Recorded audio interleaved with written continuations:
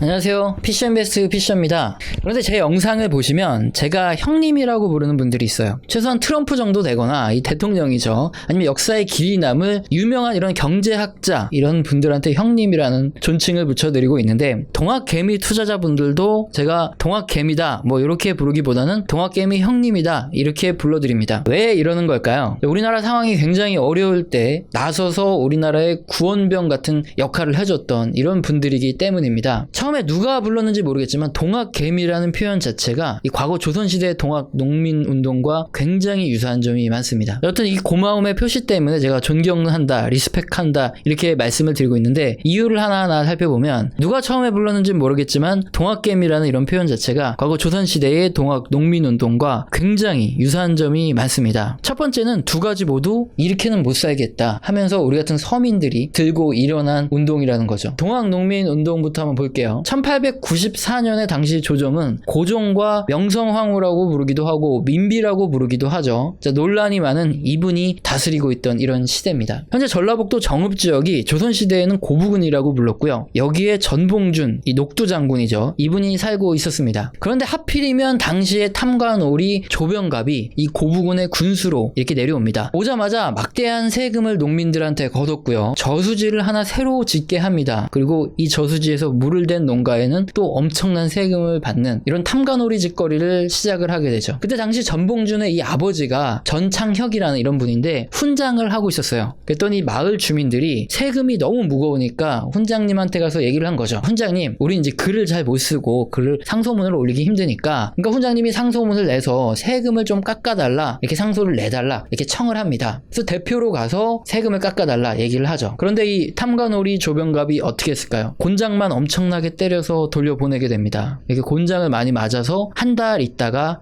돌아가시게 되죠. 아버지가 억울하게 곤장을 맞아서 죽으니까 당연히 나라를 한번 뒤집어 보겠다 이런 생각을 가질만 하겠죠. 그런데 우리가 하나 알아야 될 게 있어요. 이 조병갑 같은 이런 탐관오리들이 어떻게 군수가 되었냐 이거죠. 당시 고종과 민씨 이 일가가 다스리는 조선은 조정에서 뇌물을 주기적으로 이게 신하들한테 받는, 한마디로 매관매직의 정치를 펼치는 이런 시기였습니다. 뇌물을 많이 바치면 군수시켜주고 조금 바치면 현감 뭐 이런 식의 관직을 나눠주던 이런 시대였고요. 그것도 문제지만 거의 매년 뇌물을 받았다는 게 문제입니다. 지금 내가 뇌물을 내고 가서 군수를 하고 있어요. 근데 그 다음 해에 다른 사람이 더 큰 돈을 내면 바로 군수를 새로 임명을 해버려요. 그러면 뇌물을 적게 낸 사람은 그 자리에서 바로 떨려나는 거거든요. 그러니까 한번 군수가 되건 뭐가 되건 가서 농민들을 엄청나게 착취를 해서 매년 조정에 뇌물을 낼 수밖에 없는 이런 상황이었다는 겁니다. 고종과 민비, 그러니까 명성황후라는 이분의 역사적인 평가가 굉장히 안 좋은 이유가 바로 이거죠. 이 동학농민운동이 일어난 이런 배경이 너무 확실하고 청나라부터 일본 이렇게 외세를 자꾸 끌어들여서 나라를 위태롭게 만들었죠. 한마디로 신하들에게 관직을 팔아먹는 장사를 하다가 결국에는 나라까지 팔아먹은 인물들이 바로 이 고종과 이 민비라는 인물이라는 겁니다. 동학농민운동이 일어난 이 시작점이 된 것이 바로 전봉준이 일으킨 고부농민봉기인데요. 너무 힘들어서 못 살겠다 이렇게 시작된 게 바로 동학농민운동이죠. 그럼 동학개미운동의 배경은 어떤 걸까요? 여러분도 아시겠지만 2020년 4월, 5월부터 이렇게 시작을 해서 경기가 확 침체되고 증시가 폭락을 했을 때 빚을 내서 주식에 뛰어드는 연령대가 20대에서 뭐 30대였고요. 그리고 주식을 한 번도 해보지 않은 사람들이 빚을 내서 삼성전자를 투자를 하고 뭐 주식을 매수했다 이런 뉴스 기사가 연일 나왔죠. 자, 왜 그랬냐 이유를 살펴봤더니 일단 주택 가격이 너무 급등했죠. 그래서 어차피 20, 30대는 주택을 구입하는 걸 포기한 사람들이 굉장히 많다고 하고요. 마찬가지로 취업난이 너무 심각해서 취업도 포기한 사람들이 굉장히 많고, 여기에 코로나 침체가 오면서 안 그래도 나쁜 자영업자들이 문을 닫아야 하는 이런 상황이 펼쳐지다 보니까 그나마 돈을 벌 수 있거나 아니면 신분 상승을 할 수 있는 이런 수단이 주식 하나밖에 없으니까 빚을 내서라도 주식에 투자했다는 거죠. 도저히 못 살겠다 이런 이유 때문에 동학개미운동을 시작한 거고, 이거는 과거에 동학농민운동을 시작한 배경과 거의 유사하죠. 그러면 이분들 뭐 어차피 못 살겠다 하고 일으킨 운동인데 왜 동학개미 형님들 또는 전봉준 형님 뭐 이러면서 우리가 왜 그분들을 존경하는 이런 시선으로 바라봐야 하느냐? 동학농민운동부터 한번 살펴보면 단순한 농민봉기나 밀란 정도로 알고 계신 분이 굉장히 많아요. 근데 이 동학농민운동은요 1894년에 우리나라에 쳐들어온 1894년에 일본군이 우리나라에 침략을 했고 조정이 아무 힘을 못 쓰고 있으니까 농민들이 자발적으로 나서서 일본을 막아내려고 했던 게 게 바로 동학농민운동입니다. 전봉준 녹두장군, 이분이 최초에 일으킨 게 고부 지역의 농민봉기라고 말씀을 드렸죠. 그 농민봉기가 세력이 굉장히 강해서 조정 광군이 계속 당합니다. 그러자 당시 조정에서는 안핵사라는 걸 파견합니다. 함관오리 쫓아내고 농민들을 위하는 정책을 펴겠다, 이렇게 사탕발림으로 이렇게 무마시키는 이런 게 바로 안핵사 제도인데요. 그렇게 안핵사를 파견한다고 해서 결국에는 고부봉기가 해산이 되죠. 그런데 이 고종과 민비가 다스리던 이 조정의 전략은 뭐였냐 하면, 일단은 고부공기를 이렇게 해산을 시켜놓고 나서 그 다음에 주동자 하나하나 잡아서 죽이겠다, 이거였습니다. 이 농민들이 하나하나 죽어나가자 이제 동학농민운동이 본격적으로 시작이 된 거죠. 사실 이때 나라를 가장 위태롭게 만든 사람이 바로 이 민비입니다. 고종은 사실 거의 허수아비였고요. 그리고 흥선대원군과 민비 이 세력이 서로